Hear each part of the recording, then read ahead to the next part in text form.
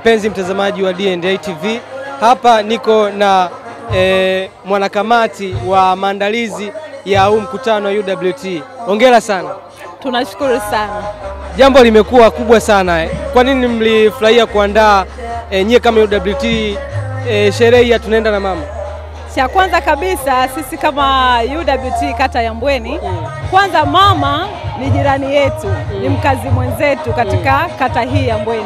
Kwa hiyo cha kwanza mcheza kwao utunzwa. Tukasema tunaelekea Oktoba 29, lazima tufanye jambo kwa ajili ya kumwombea kura Mheshimiwa Rais wa Jamhuri ya Muungano wa Tanzania na rais mteule mgombea wa sasa, mama yetu, mkazi mwenzetu, jirani yetu. Kwa hiyo sisi kama wanawake pia ni mwanamke mwenzetu. Kwa hiyo tukasema hii kitu haiwezi kupita hivi hivi. Cha kwanza toka historia ya nchi hii haijawahi kutokea kuwa na rais mwanamke. Cha pili aliyoyafanya ni makubwa sana katika nchi hii, ameachiwa nchi ikiwa katika wakati mgumu, lakini angalia ilipo sasa, wote tuna appreciate kazi zake. Kwa hiyo sisi kama wakazi wa Mbweni, kama UWT Mbweni, tukasema lazima tufanye jambo kubwa la kumpongeza mama, la kumwombea kura mama, lakini pia na watu wake wa nyuma yake wote, ikiwa mbunge wetu Wakawe na pia diwani wetu wa kata ya Mbweni. Na vipi mwitikio sasa wanawake wenzako ambao umesema mpaka leo mama kufanya sherehe, mwamko wao ni mkubwa kiasi gani kuelekea Oktoba 29 kwenda kupiga kura?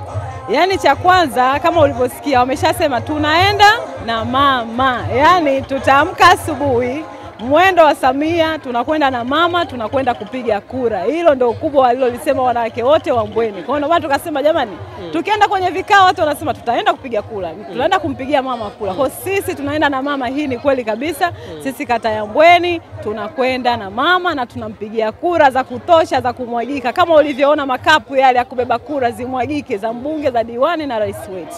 Na unafikiria sababu kubwa ni ipi sasa, ukiachana kwamba ni mwanamke mwenzenu? Amewafanyia nini Mbweni kinachowasukuma mpaka wanawake wengine kuweza kwenda kumpigia kura na kuwa na uhakika kiasi hicho? Kwanza wenyewe mlivyokuja Mbweni mmeona, si ndio? Mbweni bwana hatuna barabara za vumbi. Unakuja na mkeka wa lami kuanzia unapotoka Makumbusho mpaka unafika hapa Mbweni mwisho kote ni lami. Kwa hiyo tuna appreciate hiyo. Lakini kingine tulikuwa tuna mafuriko sana hapo nyuma. Lakini ameingia mama katika muda mchache, tuna mitaro mikubwa ambayo yani miundombinu imeboreshwa kwa kiasi kikubwa sana. Kingine tuna shule hapa Mbweni, sisi tuna shule zaidi ya 3. Tuna shule ya sekondari pale Mbweni Teta, imejengwa mabweni ya kisasa katika miradi hiyo ambayo ameisukuma Mheshimiwa Rais. Kwa hiyo tumeona maendeleo makubwa sana kwenye kata yetu, na kama unavyoona na hata viongozi ambao wanafuatana naye yeye katika kuchagua wameweka viongozi wazuri. Kama sisi kata yetu ya Mbweni hapo inamelemeta, tuna ofisi nzuri kubwa, na ndio huyo alosimamia ujenzi wa ofisi leo hii ndio mgombea udiwani wetu hapa. Kwa hiyo tunaona kabisa kwamba utendaji unategemeana na zaidi ukiwa kuna kichwa na mwenyekiti kama yeye. Kwa hiyo tuna kila sababu ya kumpigia kura Mheshimiwa Rais.